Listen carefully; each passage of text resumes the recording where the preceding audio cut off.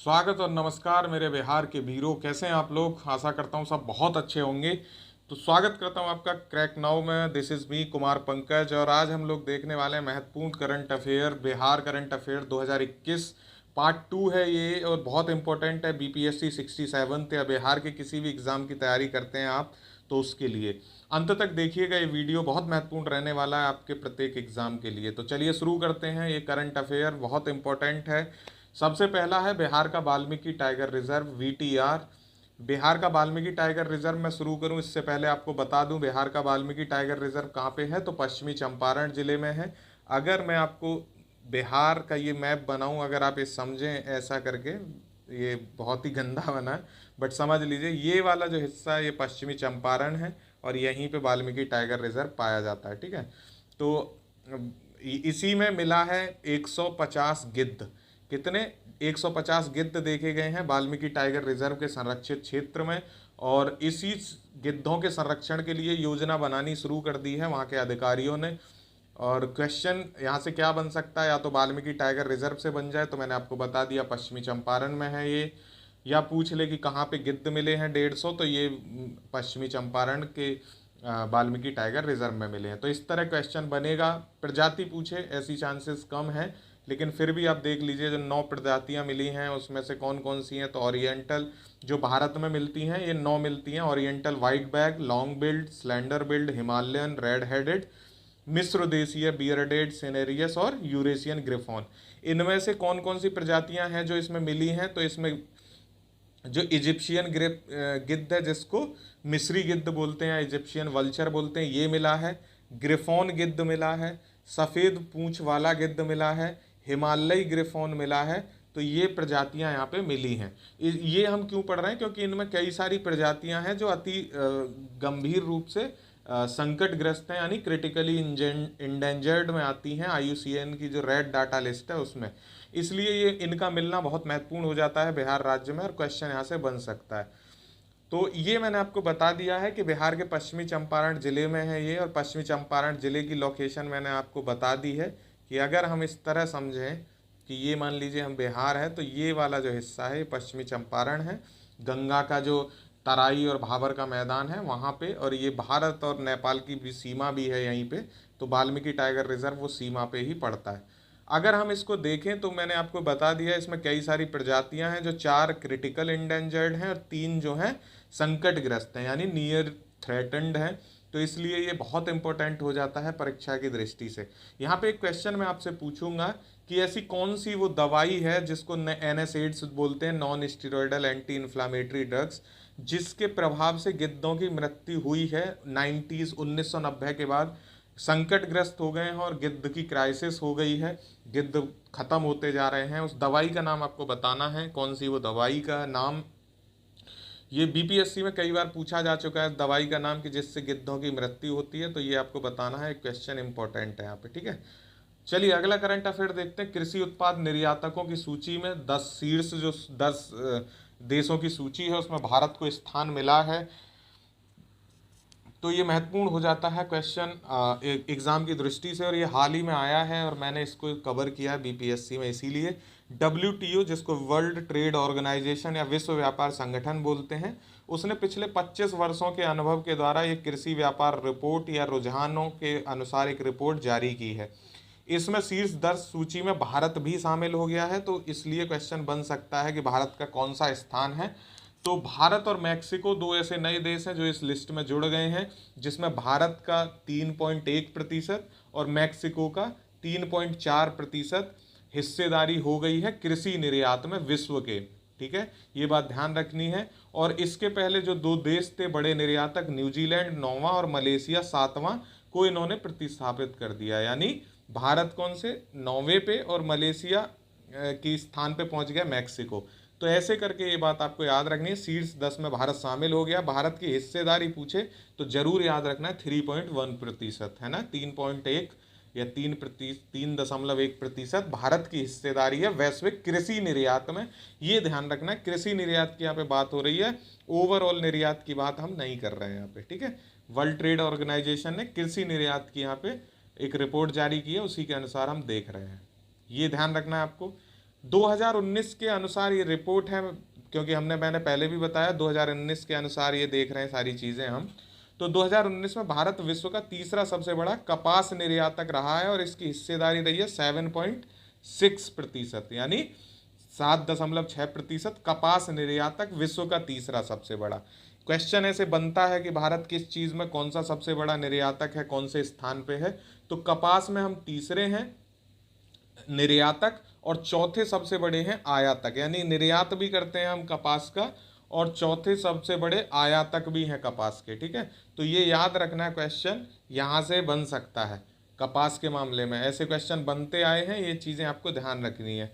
अगर हम दूसरी इस रिपोर्ट को और डीप में पढ़ें तो पता चलेगा कि कृषि निर्यात में जो मूल्यवर्धन है उसके रूप में हम पिछड़ गए हैं, जिसको जीवीए बोलते हैं, ग्रॉस वैल्यू एडिशन बोलते हैं। तो हम जीवीए का जो योगदानकर्ता के रूप में हम पहले ऊपर थे उसमें पिछड़े हैं जरूर, लेकिन हमने शीर्ष 10 में फिर भी हमने स्थान बना लिया है। तो ग्रॉस वैल्यू एडिशन की अगर बात करें कृषि निर्यात में, मूल्यवर्धन, जो हम किसी चीज़ को मान लीजिए कि कोई आलू है और आलू को हमने चिप्स बनाया, तो उसमें क्या किया हमने, वैल्यू एडिशन कर दिया। तो उस ग्रॉस वैल्यू एडिशन में हम भले ही पिछड़ गए हैं, लेकिन सूची में हमारा स्थान आ गया टॉप 10 में। 1995 की अगर हम बात करें, जब हमारे यहाँ 1991 में एलपीजी आया था, तो उसके बाद 1995 में अमेरिका जो 22.2% में की हिस्सेदारी के साथ विश्व कृषि निर्यात की सूची में शीर्ष स्थान पर था।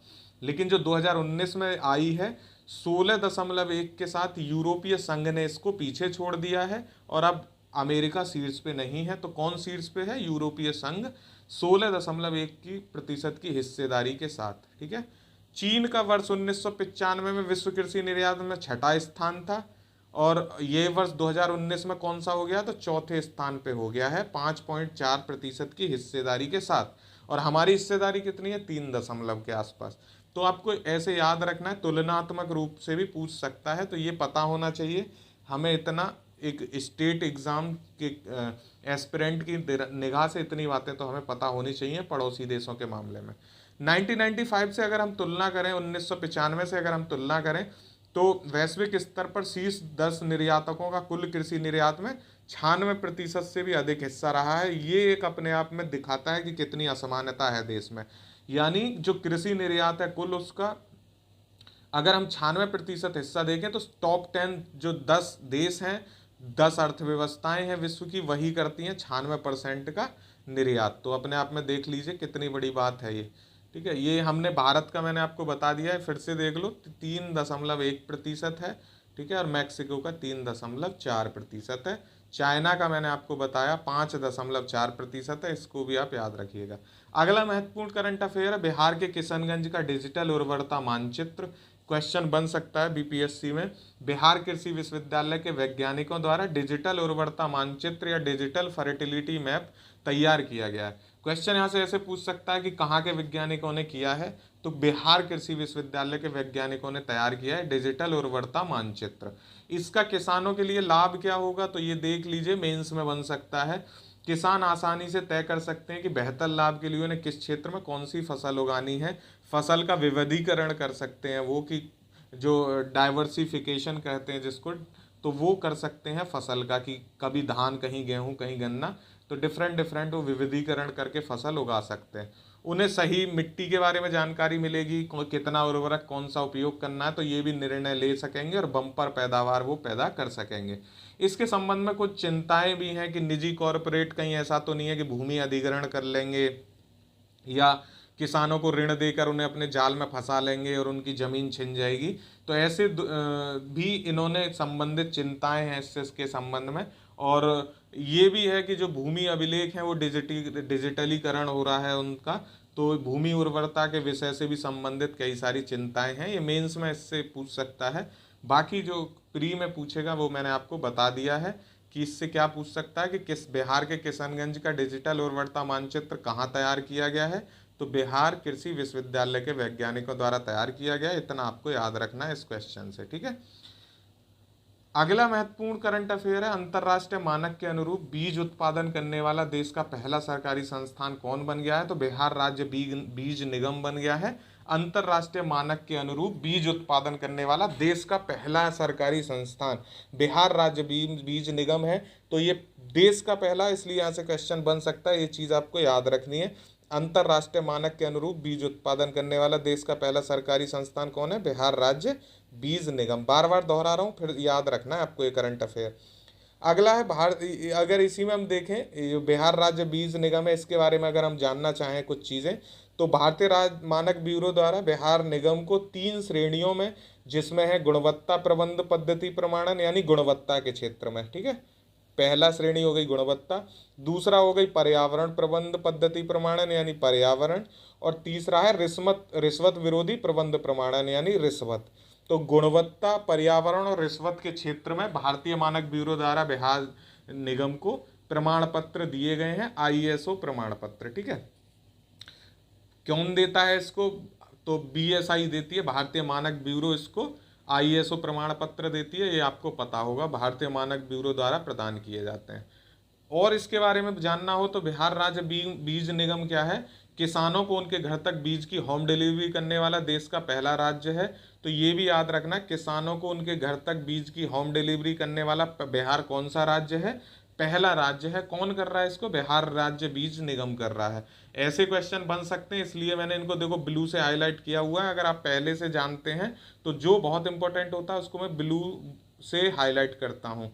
अगली बात क्या है कि बीज के लेवल पर QR कोड अंकित करने वाला भी बिहार देश का पहला राज्य है, और ये सारे काम किए हैं बिहार राज्य बीज निगम ने।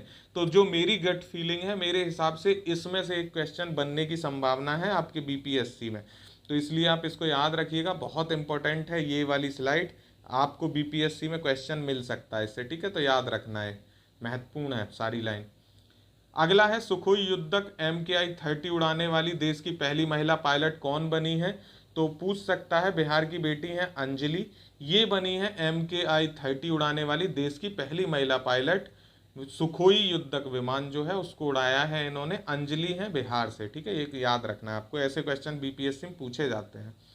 बिहार के हर जिले में किस मॉडल पर आधारित उद्योग स्थापित किए जा रहे हैं? तो चनपटिया मॉडल है ये याद रखना है आपको, चनपटिया मॉडल के बारे में इंपॉर्टेंट है। और बिहार के हर जिले में चनपटिया मॉडल पे उद्योग स्थापित किए जा रहे हैं। चनपटिया मॉडल कहाँ से संबंधित है? तो पश्चिमी चंपारण से, ठीक है, याद रखना है आपको। अगला है, हाल ही में बिहार के मधुबनी जिले से किस देश के रेलवे लिंक के बीच पहली ट्रेन का सफल परीक्षण किया गया है? तो बिहार के मधुबनी जिले से नेपाल देश के बीच के लिए पहली ट्रेन का सफल परीक्षण किया गया है, याद रखना है। और मधुबनी किसके लिए जाना जाता है? तो मधुबनी पेंटिंग के लिए बहुत फेमस है। मधुबनी पेंटिंग के बारे में आप क्या जानते हैं ये मुझे कमेंट करके बताइएगा। ये सब मैं बता चुका हूँ आपको, बिहार BPSC स्पेशल में सारी वीडियो मिल जाएंगी, आप वहाँ से देखिए ज़रूर, उनको क्वेश्चन मिलेंगे आपको।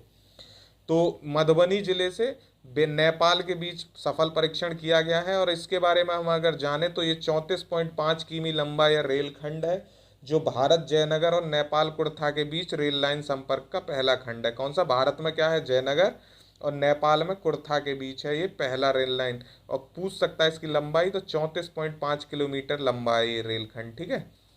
अगला है, हाल ही में जल को संरक्षित कर खेती और पशुपालन के लिए चारे का उत्पाद करने के लिए भारत सरकार द्वारा किन्हें पंडित दीनदयाल उपाध्याय अंत्योदय कृषि पुरस्कार 2020 से सम्मानित किया गया है?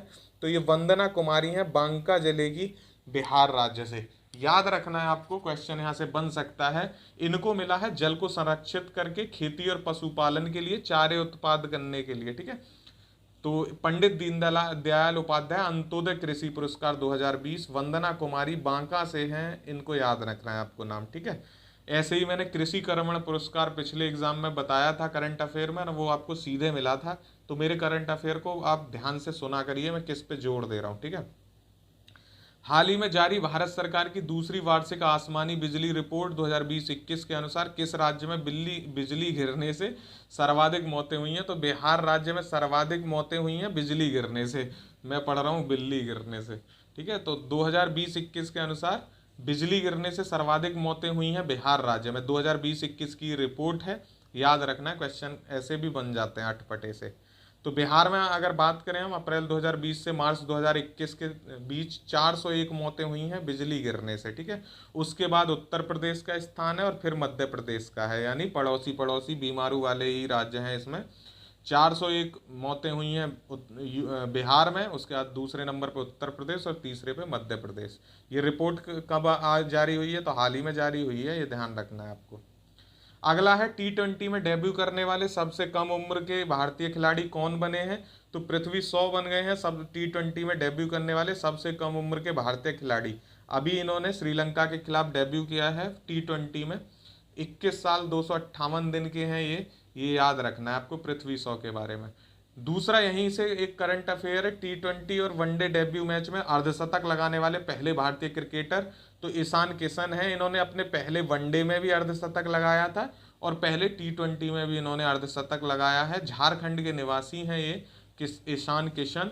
नाम याद रखना है आपको इस पहलवान का, इस शेर का, इस वीर का, इस क्रिकेटर का, ईशान किशन, ठीक है। क्वेश्चन बन सकते हैं ऐसे क्रिकेट या स्पोर्ट्स से, वैसे भी क्वेश्चन बनते हैं, तो क्या पता इसी से बन जाए। अगला है विश्व बैडमिंटन रैंकिंग में टॉप 200 में पहली बार बिहार की किस खिलाड़ी को जगह मिली है? तो अंजना कुमारी हैं औरंगाबाद जिले की। इनको मिला है विश्व बैडमिंटन रैंकिंग टॉप 200 में बिहार की पहली खिलाड़ी जिनको टॉप 200 रैंकिंग में पहला स्थान मिला है विश्व बैडमिंटन रैंकिंग में। तो अंजना कुमारी का नाम याद रखना है, औरंगाबाद से हैं ये, ठीक है। इन्हें कौन सा स्थान मिला है? तो 199वां स्थान मिला है इनको। वहीं भारतीय महिला खिलाड़ियों की सूची में वो कौन से स्थान पे हैं? तो 18वें स्थान पे पहुंच गई हैं, पहले वो 24वें स्थान पे थी। तो अंजना कुमारी औरंगाबाद का नाम आपको याद रखना है। विश्व रैंकिंग में 200 में अंडर टॉप रैंक में 199 भी हैं और भारत में इनकी 18वीं में है, ठीक है। याद रखिएगा ये क्वेश्चन। अगला है पटना से बेतिया तक किस नए NH को केंद्र सरकार से मंजूरी मिली है? तो NH 139 का नाम याद रखना है। इसको पटना से बेतिया तक नए NH नेशनल हाईवे को केंद्र सरकार से मंजूरी मिल गई है, पटना से बेतिया तक के लिए। क्वेश्चन बन सकता है इससे। अगला है अमेरिका द्वारा बिहार के किस उत्पाद को वहां बेचने की अनुमति मिली है? तो मखाने को मिल गई है। बिहार का मखाना अमेरिका में बेचा जाएगा, तो ये याद रखना है, क्वेश्चन बन सकता है। मैंने ये पहले भी करंट अफेयर में अपडेट पढ़ाया है आपको, जो मैं वीकली करंट अफेयर डालता हूँ वो भी देखा करो, उसमें भी बहुत करंट आपको मिल जाएंगे। ये तो बिहार स्पेशल है, नेशनल इंटरनेशनल आपको मेरे वीकली में मिल जाएगा। बिहार सरकार द्वारा डॉक्टर फादर कामिक बुल्के पुरस्कार से किन्हें सम्मानित किया जाएगा? तो अनंत विजय हैं, इनको बिहार सरकार द्वारा डॉक्टर फादर कामिक बुल्के पुरस्कार से सम्मानित किया जाएगा। अनंत विजय जी को नाम याद रखना, इंपॉर्टेंट है ये करंट अफेयर, ठीक है। आज के लिए इतना ही, बाकी नेक्स्ट वीडियो में जल्दी डालूंगा 2-4 दिन में, नेक्स्ट पार्ट 3।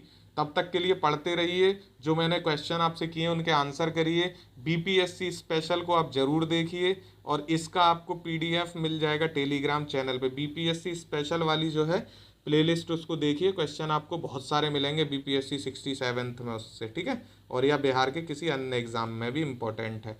इसकी PDF चाहिए आपको तो टेलीग्राम का लिंक डिस्क्रिप्शन में मिल जाएगा, वहाँ से आपको PDF मिल जाएगी इस लेक्चर की, वहाँ से PDF आप डाउनलोड कर सकते हैं। चलिए पढ़ते रहिए। All the best for your exam. Thank you so much. Have a good day. जय हिंद।